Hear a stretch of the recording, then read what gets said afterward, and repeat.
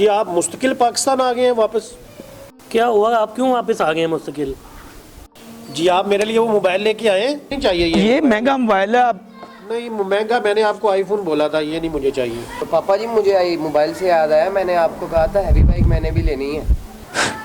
मैं तो वो अरमान लेके आया था, जहाज में सोचता हुआ घर जाऊंगा, दोस्त मिलेंगे, बहन भाई मिलेंगे। मैं तो उनकी मोहब्बतों के ऊपर डॉलर, दिनार, रियाल, पाउंड सब कुछ नीच समझ रहा था। गांव ही बदल गया है, समझ नहीं लगती। वो कच्चे मकान, बड़ी बड़ी बिल्डिंगें बन गई। माशाल्लाह चाचू आ गए हो। मेरा चाचा आ गया बारो। बेटा आप कौन है? चाचू मैं आपके ही गांव में रहता था, सुलेमान मेरा नेम, असगर का बेटा। वो छोटा सा जिसको मैं खिलाता था। हाँ जी चाचू। बेटा बड़े हो गए हो, अल्लाह ताला तुम्हें सलामत रखे। मैं आपको छोड़ना हूँ घर पे? नहीं कोई बात नहीं, मैं जा रहा हूँ बस ना। जी चाचू। तो आप फिर अब्बू को बताना, जी चक्कर लगाएंगे। आपका मैं सलाम कह दूंगा अब्बू को। हाँ ठीक है चाचू। उन्हें बताना। हाँ ठीक हो गया।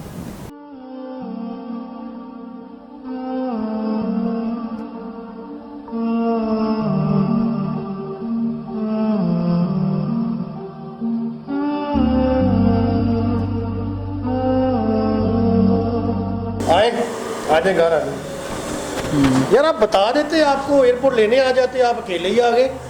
वो क्या बात हुई? काम ख़त्म हो गया, कफ़ील ने छुट्टी करवा दी, तो मैंने कहा यहाँ रहने का फ़ायदा। मैंने टिकट लिया और पाकिस्तान वापस आ गया हूँ। मैंने कहा यहाँ आके कोई काम करते हैं, लेकिन ये कितना बदल गया है सब कुछ इन 25 सालों में।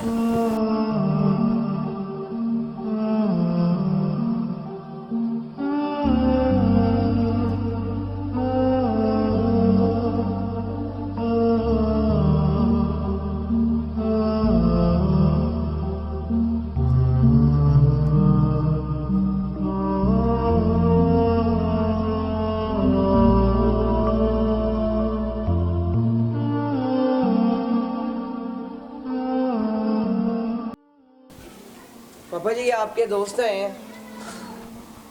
ज़ैन, अस्सलामुअलैकुम तारिक साहब, क्या हाल है? अल्हम्दुलिल्लाह अल्हम्दुलिल्लाह। आप कैसे हैं? अल्लाह का शुक्र, ठीक ठाक। बैठे बैठे। जी आप मुस्तकिल पाकिस्तान आ गए हैं वापस? क्या हुआ, आप क्यों वापस आ गए हैं मुस्तकिल?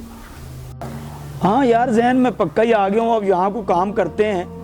आपके पास इतने पैसे हैं कि आप पाकिस्तान में काम कर सकें?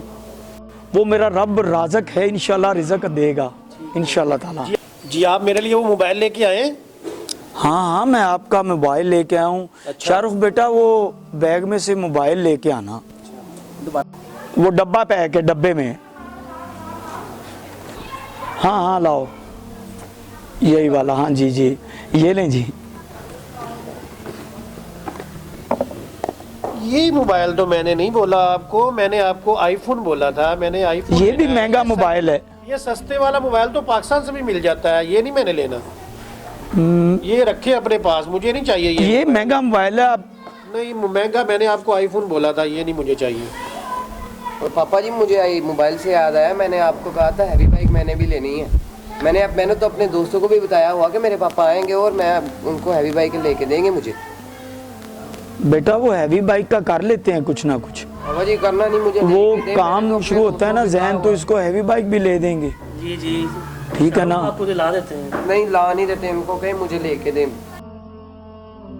प्रदेश को खुशी से नहीं जाता, और प्रदेश में रह के सहरा की झुलसा देने वाली गर्मी में 2 महीने की कमाई से हम इस तरह का मोबाइल खरीदते हैं आपके लिए, और आप कह देते हैं कि ये मोबाइल। और औलाद इसलिए नाराज होगी कि कह दिया कि हैवी बाइक ले देंगे। भाई काम चलता है तो आपको परदेशियों की तकालीफ का शायद अंदाज़ा नहीं। आप ईद पे यहाँ खुशियाँ मना रहे होते हैं और हम रो रहे होते हैं। आप यहाँ जानवर ज़िबा कर रहे होते हैं, हम अपने अरमानों को, अपनी खुशियों को ज़िबा करते हैं। कंबल में मुंह छुपा के रोते हैं। बीमार भी हो तो घर से फोन आ जाए, बेटा कैसे हो।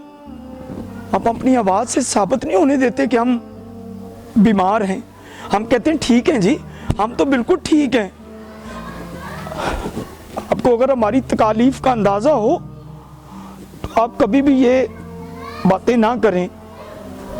परदेश तो परदेश है। देखें, अब उन्होंने कह दिया कि जाओ भाई, तो अपने वतन ही आना है। मैं तो वो अरमान लेके आया था जहाज में, सोचता हुआ घर जाऊंगा, दोस्त मिलेंगे, बहन भाई मिलेंगे। मैं तो उनकी मोहब्बतों के ऊपर डॉलर, दिनार, रियाल, पाउंड सब कुछ नीच समझ रहा था। लेकिन यहाँ आके अंदाजा हुआ कि लोग हमसे नहीं, दिनारों, डॉलरों और पाउंडों से मोहब्बत करते हैं, डॉलरों से मोहब्बत करते हैं। आपको पता है, जब मैं परदेश जा रहा था, मैं जवान था, परदेश जवानी खा गया, बुढ़ापा आ गया, लेकिन अपने खुश ना हुए, अपने खुश ना हो सके। मुझे वो वक्त आज भी याद है जब मैं दूसरे मुल्क जाने के लिए, परदेश जाने के लिए तांगे में बैठा था, तो मेरी मां के आंखों में आंसू थे, उसके हाथ कपकपा रहे थे। और जब भी मुझे किसी का लेटर मिलता, ख्वाहिशात होती थी।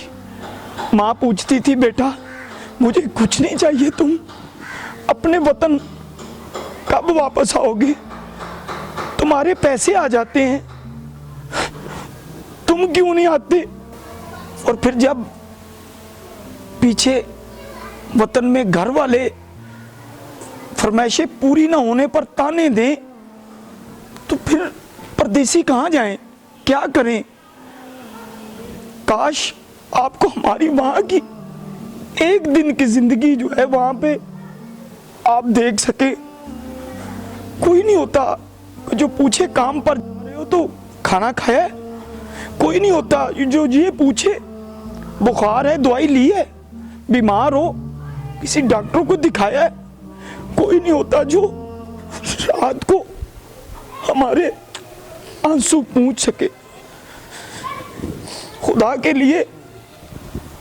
लिए अपने वतन को वक्त दो, वतन के लिए मेहनत करो, ताकि किसी माँ के बेटे को परदेश ना जाना पड़े, परदेश ना जाना पड़े।